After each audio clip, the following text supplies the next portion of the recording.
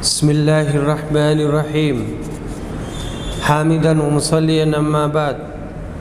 ناظرین السلام علیکم ورحمۃ اللہ وبرکاتہ۔ قال الامام البخاری رحمہ اللہ حدثنا یحییٰ بن سلیمان قال حدثنی ابن وہب قال اخبرنی عمرو ان بکیرا حدثه عن قریب مولى ابن عباس عن ابن عباس قال دخل النبی صلی اللہ علیہ وسلم البیت۔ حدیث نمبر 3351۔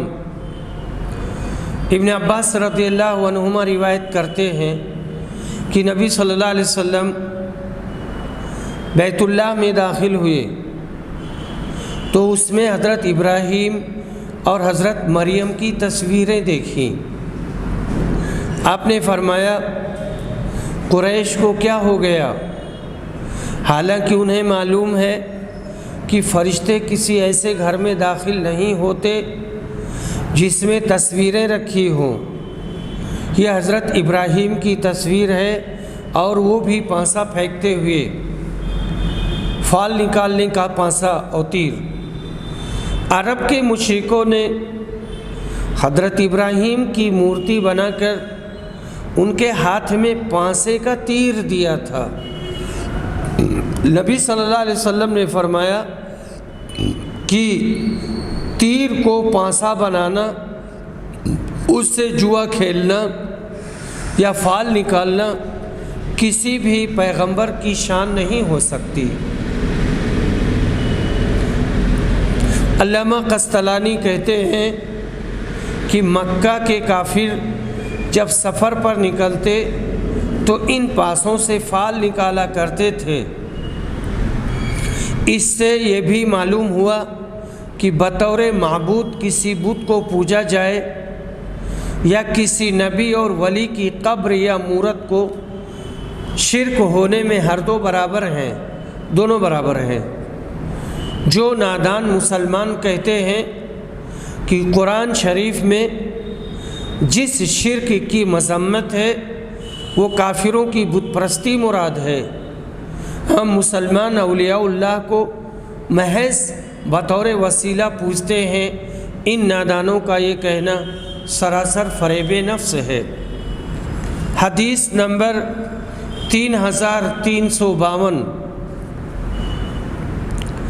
ابن عباس رضی اللہ عنہما روایت کرتے ہیں کہ نبی صلی اللہ علیہ وسلم نے جب بیت اللہ میں تصویریں دیکھیں اور بت دیکھے تو اندر اس وقت تک داخل نہ ہوئے جب تک وہ مٹا نہ دی گئیں، اور آپ نے ابراہیم و اسماعیل کی تصویریں دیکھیں کہ ان کے ہاتھ میں تیر کے پانسے تھے،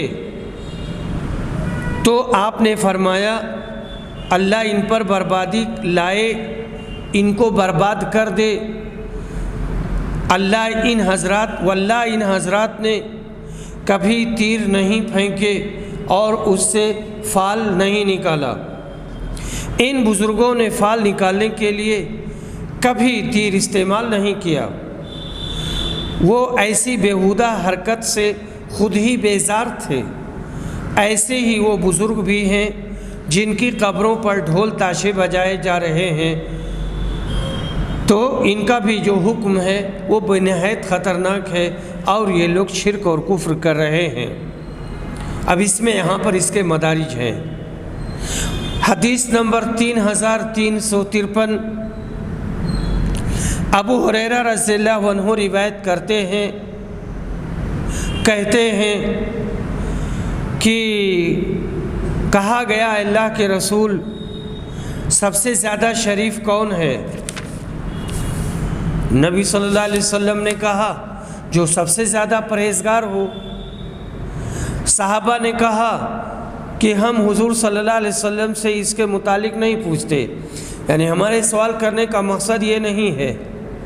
آپ نے فرمایا پھر اللہ کے نبی یوسف بن نبی اللہ بن خلیل اللہ سب سے زیادہ شریف ہیں۔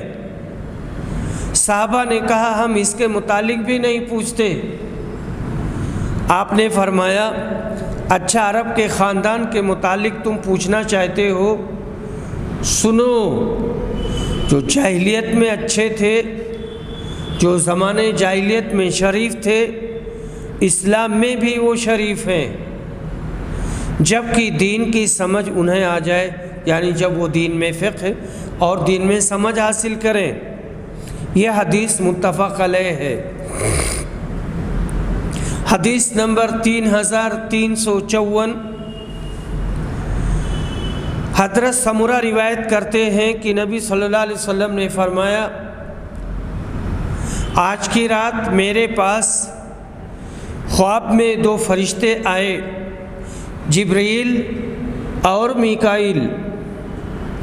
پھر یہ دونوں فرشتے مجھے ساتھ لے کر ایک لمبے قد کے بزرگ کے پاس گئے۔ وہ اتنے لمبے تھے کہ ان کا سر میں نہیں دیکھ پاتا تھا، اتنے لمبے تھے کہ میں ان کا سر نہیں دیکھ پاتا تھا، اور یہ حضرت ابراہیم علیہ السلام تھے۔ حدیث نمبر 3355، مجاہد روایت کرتے ہیں کہ ابن عباس رضی اللہ عنہ نے فرمایا اور مجاہد نے سنا، آپ کے سامنے لوگ دجال کا تذکرہ کر رہے تھے، کہہ رہے تھے کہ اس کی پیشانی پر لکھا ہوا ہوگا کافر، یا یوں لکھا ہوا ہوگا کاف فے رے، الگ الگ کاٹ کر کے کاف فے اور رے لکھا ہوا ہوگا۔ ابن عباس نے کہا کہ رسول صلی اللہ علیہ وسلم سے میں نے یہ حدیث نہیں سنی تھی، البتہ آپ نے ایک مرتبہ یہ حدیث بیان فرمائی کہ ابراہیم کی شکل و وضع معلوم کرنے کے لیے تم اپنے صاحب کو دیکھ سکتے ہو، یعنی نبی صلی اللہ علیہ وسلم کو، اس لیے کہ نبی صلی اللہ علیہ وسلم کی مشابہت حضرت ابراہیم سے بہت زیادہ تھی، اور حضرت موسیٰ علیہ السلام کا بدن گٹھا ہوا،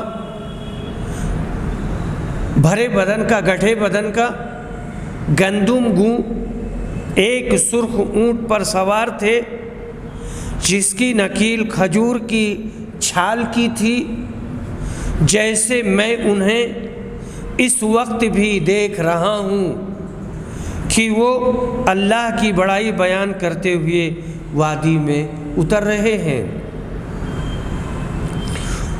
صاحب کے لفظ سے اشارہ نبی صلی اللہ علیہ وسلم کا اپنی طرف ہے، کیونکہ آپ حضرت ابراہیم سے بہت زیادہ مشابہت رکھتے تھے۔ حدیث نمبر 3356، یہ روایت ابو ہریرہ سے ہے۔ ابو ہریرہ رضی اللہ عنہ کہتے ہیں کہ رسول صلی اللہ علیہ وسلم نے فرمایا، ابراہیم علیہ السلام نے 80 سال کی عمر میں بسولے سے اپنا ختنہ کیا۔ جب اللہ تعالیٰ نے حکم دیا تو انہوں نے بسولے سے اپنا ہی ختنہ کیا، یا انہوں نے ختنہ کیا، اور قدوم کسی شہر کا نام ہے۔ 80 عمر میں ان کو اسی عمر میں ان کو ختنے کا حکم آیا، 80 سال کی عمر میں، یہاں ہے اسی، اور غلط پڑھیں تو ہو جائے گا 80، تو یہاں ہے اسی عمر میں ان کو ختنے کا حکم آیا۔ استرا پاس نہ تھا، اس لیے حکم الہی کی تعمیل میں خود ہی بسولے سے ختنہ کر لیا۔ ابو یعلا کی روایت میں اتنی صراحت ہے، بعض منکرین حدیث نے اس حدیث پر اعتراض کیا ہے، جو ان کی حماقت اور ناسمجھی کی دلیل ہے۔ جب ایک انسان خودکشی کر سکتا ہے، خود اپنے ہاتھ سے اپنی گردن کاٹ سکتا ہے، تو حضرت ابراہیم کا خود بسولے سے ختنہ کر لینا کون سا موجب تعجب ہے، کون سے حیرانی کی بات ہے؟ اور 80 سال کی عمر میں ختنے پر اعتراض کرنا بھی ناسمجھی ہے۔ جب حکم الہی ہوا، اللہ تعالیٰ نے جس عمر میں بھی حکم دیا اور اس کی تعمیل کی گئی، فوراً اس کی تعمیل کی گئی، تو اس میں دقت کیا ہے اور اس میں پریشانی کیا ہے؟ منکرین حدیث محض عقل سے کورے اور پیدل ہیں۔ حدیث نمبر 3357، ابو ہریرہ رضی اللہ عنہ روایت کرتے ہیں کہ رسول اللہ صلی اللہ علیہ وسلم نے فرمایا، ابراہیم نے 3 مرتبہ ابراہیم علیہ السلام نے صرف 3 بار جھوٹ بولا تھا۔ یہاں جھوٹ کا ترجمہ کیا ہوا ہے توریہ، یعنی توریتاً 3 مرتبہ کے علاوہ اور کبھی نہیں کیا، یہ ہے ترجمہ۔ اس کا صاف صاف ترجمہ یہ ہے، ابراہیم علیہ السلام نے صرف 3 بار جھوٹ بولا تھا۔ توریہ کا مطلب یہ ہے کہ واقعہ کچھ اور ہو، لیکن کوئی شخص کسی خاص مصلحت کی وجہ سے اسے 2 معنی والے الفاظ کے ساتھ اس انداز میں بیان کرے کہ سننے والا اصل واقعہ کو نہ سمجھ سکے، بلکہ اس کا ذہن خلاف واقعہ چیز کی طرف منتقل ہو جائے۔ شریعت نے بعض حالات میں اس کی اجازت دی ہے۔ حدیث نمبر 3358، یہ لمبی روایت ہے، حضرت ابو ہریرہ سے مروی ہے۔ وہ کہتے ہیں کہ ابراہیم علیہ السلام نے 3 مرتبہ جھوٹ بولا تھا، 2 ان میں سے خالص اللہ عز و جل کی رضا کے لیے تھے، اللہ کو خوش کرنے کے لیے۔ ایک تو ان کا فرمانا کہ میں بیمار ہوں، اور دوسرا ان کا یہ کہنا بلکہ یہ کام تو ان کے بڑے بت نے کیا ہے۔ اور بیان کیا کہ ایک مرتبہ ابراہیم علیہ السلام اور سارہ علیہ السلام ایک ظالم بادشاہ کی حدود سلطنت سے گزر رہے تھے۔ بادشاہ کو خبر لگی کہ یہاں ایک شخص آیا ہوا ہے اور اس کے ساتھ دنیا کی خوبصورت ترین عورت ہے۔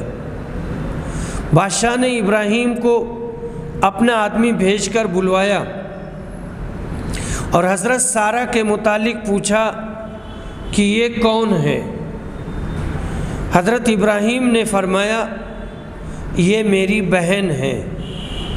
پھر آپ سارہ علیہ السلام کے پاس آئے اور فرمایا کہ سارہ، یہاں میرے اور تمہارے سوا اور کوئی بھی مومن نہیں ہے، اور اس بادشاہ نے مجھ سے پوچھا تو میں نے اسے کہہ دیا ہے کہ تم میری بہن ہو دینی اعتبار سے، اس لیے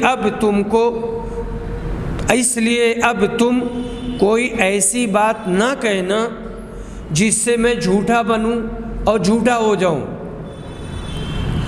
پھر اس ظالم نے حضرت سارہ کو بلوایا، اور جب وہ اس کے پاس گئیں تو اس نے ان کی طرف ہاتھ بڑھانا چاہا، لیکن فوراً ہی پکڑ لیا گیا، اس کا ہاتھ چھل ہو گیا۔ پھر وہ کہنے لگا کہ میرے لیے اللہ سے دعا کرو، اس مصیبت سے نجات دے دے، میں اب تمہیں کوئی نقصان نہیں پہنچاؤں گا۔ چنانچہ انہوں نے اللہ سے دعا کی اور وہ ٹھیک ہو گیا، لیکن پھر دوسری مرتبہ اس نے ہاتھ بڑھایا اور اس مرتبہ اسی طرح پکڑ لیا گیا، یعنی اسی طرح شل ہو گیا، بلکہ اس سے بھی زیادہ سخت۔ اور پھر کہنے لگا کہ اللہ سے میرے لیے دعا کریں، میں اب تمہیں کوئی نقصان نہیں پہنچاؤں گا۔ سارہ نے دعا کی اور وہ چھوڑ دیا گیا، اس کی دقت ختم ہو گئی۔ اس کے بعد اس نے اپنے کسی خدمت گار کو بلا کر کہا کہ تم لوگ میرے پاس کسی انسان کو نہیں لائے ہو، یہ تو کوئی سرکش جن ہے۔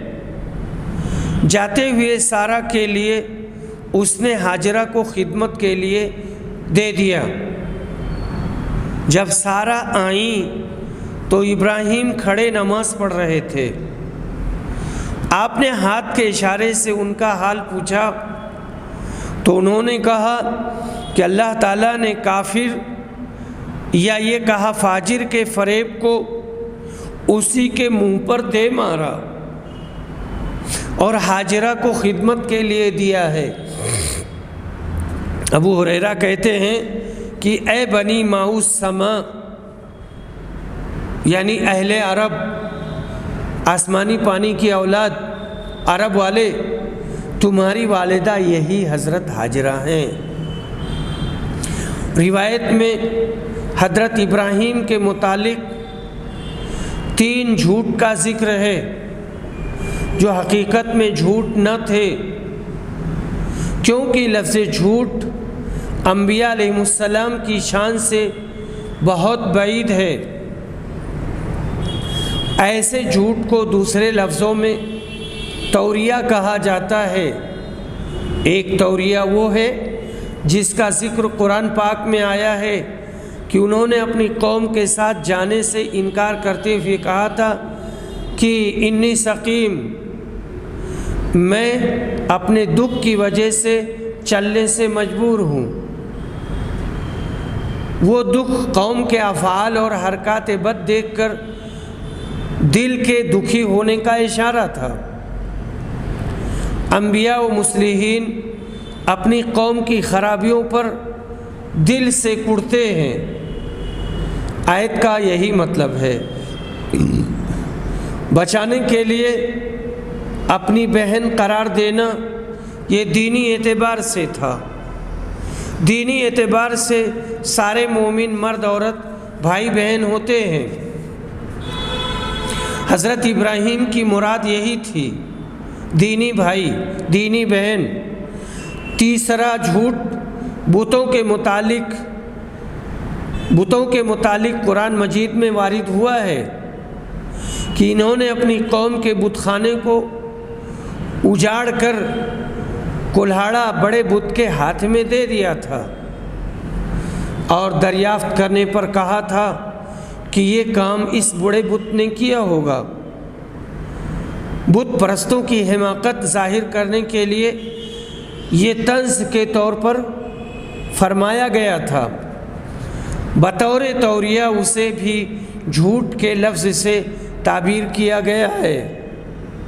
بہرحال اس حدیث پر بھی منکرین حدیث کا اعتراض محض ناسمجھی ہے اور کہتے ہیں کہ روایت میں عربوں کو آسمان سے پانی پینے والی قوم کہا گیا ہے، کیونکہ اہل عرب کا زیادہ تر گزران بارش ہی پر ہے۔ اگرچہ آج کل وہاں کنویں اور نہریں بنائی جا رہی ہیں اور سعودی حکومت کے کارنامے ہیں۔ حضرت ہاجرہ اس بادشاہ کی بیٹی تھیں جسے اس نے برکت حاصل کرنے کے لیے حضرت ابراہیم کے حرم میں داخل کر دیا تھا۔ حدیث نمبر 3359۔ ام شریک روایت کرتی ہیں کہ رسول صلی اللہ علیہ وسلم نے گرگٹ کو مارنے کا حکم دیا تھا اور فرمایا اس نے ابراہیم علیہ السلام کی آنکھ پر پھونکا تھا۔ یہاں کل بھی بات آئی تھی کہ یہ وزغ ہے۔ وزغ چھپکلی کو کہتے ہیں، گرگٹ کو نہیں کہتے ہیں، یہ چھپکلی ہے۔ اس نے پھونکے مار کر آگ کو اور بھڑکانے کی کوشش کی تھی۔ یہ گرگٹ ایک مشہور زہریلا جانور ہے جو ہر آن اپنے رنگ بھی بدلتا رہتا ہے، جسے مارنے کا حکم حدیث میں ہے اور اسے مارنے پر ثواب بھی ہے۔ روایت میں اس کی حرکت بد کا ذکر ہے۔ یہ بھی واقعہ بالکل برحق ہے کیونکہ رسول اللہ صلی اللہ علیہ وسلم نے جو فرما دیا اس میں شک و شبہ ہو ہی نہیں سکتا۔ حدیث نمبر 3360، عبداللہ بن مسعود رضی اللہ عنہ روایت کرتے ہیں کہ جب یہ آیت اتری الذین آمنوا ولم یلبسوا ایمانہم بظلم، جب جو لوگ ایمان لائے اور اپنے ایمان میں کسی قسم کے ظلم کی ملاوٹ نہیں کی، تو ہم نے عرض کیا اللہ کے رسول، ہم میں ایسا کون ہوگا جس نے اپنی جان پر ظلم نہ کیا ہوگا؟ آپ نے کہا واقعہ وہ نہیں جو تم سمجھتے ہو، جس نے اپنے ایمان کے ساتھ ظلم کی ملاوٹ نہ کی۔ ظلم سے مراد شرک ہے۔ آپ نے لقمان کی اپنے بیٹے کو یہ نصیحت نہیں سنی؟ لقمان نے اپنے بیٹے کو نصیحت کی تھی اور کہا تھا یا بنی لا تشرک باللہ ان الشرک لظلم عظیم، بیٹے اللہ کے ساتھ شرک نہ کرنا، شرک بہت بڑا ظلم ہے، یعنی بہت بڑا گناہ ہے۔ اور یہاں ظلم سے مراد وہی شرک ہے۔ کرمانی کا کہنا ہے کہ آیت مذکورہ میں بعد ہی حضرت ابراہیم علیہ السلام کا ذکر آیا ہے، یہی باب سے مناسبت ہے۔ باب یزفون النسلان فی المشی، سورہ صافات میں جو یزفون کا لفظ آیا ہے اس کے معنی ہے دوڑ کر جا رہے تھے، دوڑ کے چل رہے تھے۔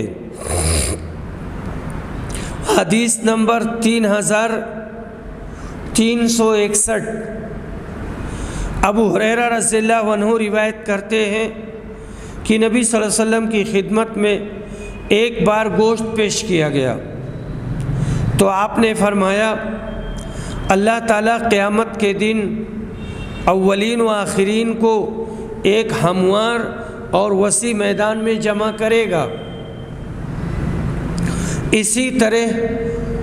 اس طرح کی پکارنے والا سب کو اپنی بات سنا دے گا اور دیکھنے والا سب کو ایک ساتھ دیکھ سکے گا، کیونکہ یہ میدان ہموار ہوگا، زمین کی طرح گول نہ ہوگا، اور لوگوں سے سورج بالکل قریب ہو جائے گا۔ پھر آپ نے شفاعت کا ذکر کیا کہ لوگ حضرت ابراہیم علیہ السلام کی خدمت میں آئیں گے، حاضر ہوں گے اور عرض کریں گے کہ آپ روئے زمین پر اللہ کے نبی اور خلیل ہیں، ہمارے لیے اپنے رب کے حضور میں شفاعت کیجیے۔ پھر انہیں اپنے جھوٹ یاد آ جائیں گے، ثلاثہ کذبات یعنی اپنے جھوٹ یاد آ جائیں گے، اور کہیں گے کہ آج تو مجھے اپنی ہی فکر ہے، تم لوگ حضرت موسیٰ کے پاس جاؤ۔ ابو ہریرہ کے ساتھ حضرت انس نے بھی نبی صلی اللہ علیہ وسلم سے اس حدیث کو روایت کیا ہے۔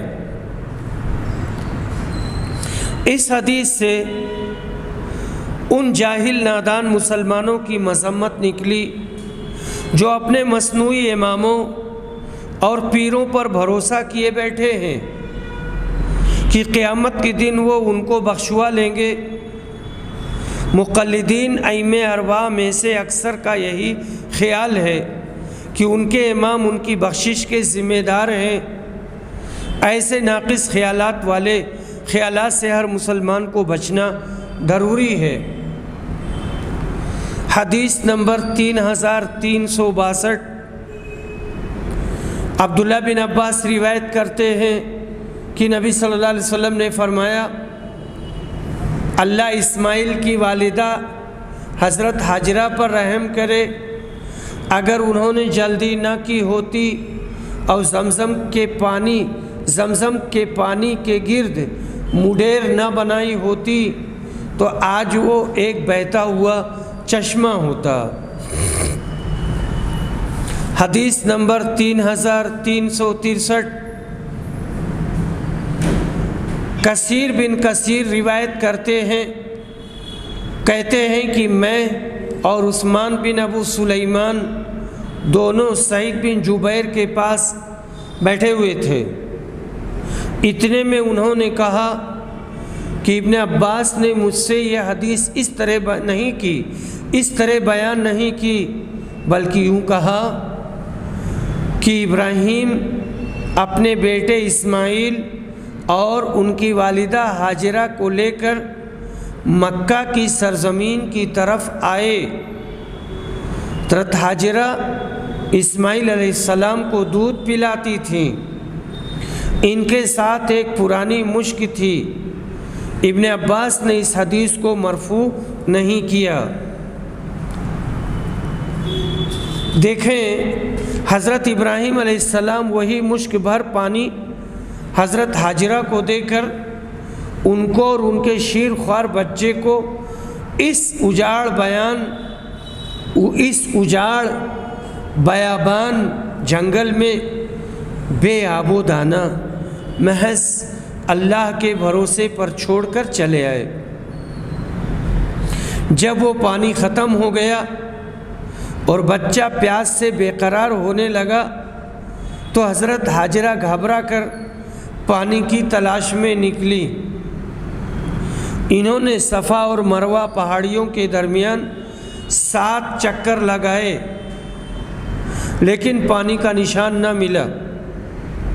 آخر حضرت جبریل آئے اور انہوں نے زمین پر اپنا ایک پر مارا، جس سے زمزم کا چشمہ ظاہر ہو گیا اور جاری ہو گیا۔ حضرت ہاجرہ علیہ السلام نے اس چشمے کا پانی ایک مڈیر بنا کر روک دیا، وہ حوض کی شکل میں ہو گیا۔ آج تک یہ چشمہ قائم ہے جس کو زمزم کہتے ہیں، اور اس کا پانی برکت والا ہے۔ حدیث میں آیا ہے کہ زمزم کا پانی جس مقصد کے لیے پیا جائے اللہ تعالیٰ اسے پورا کر دیتا ہے۔ ترجمہ کرنے والوں نے یہاں ترجمہ میں یہ اور اضافہ کر دیا ہے کہ روئے زمین پر وہ ایک بہتا ہوا چشمہ ہوتا۔ روئے زمین سے اگر ساری زمین یعنی ربع مسکون مراد ہے، یعنی جس میں لوگ رہتے ہیں، آباد ہیں، تو یہ خود ان کا اضافہ ہے۔ حدیث میں صرف یہی ہے کہ وہ ایک بہتا چشمہ ہوتا۔ ترجمہ میں ایسے اضافات ہی سے منکرین حدیث کو موقع ملا ہے کہ وہ حدیث کے خلاف زہر اگلیں اور اپنی افواہات باطلہ سے عوام کو گمراہ کریں۔ وآخر دعوانا الحمد للہ رب العالمین۔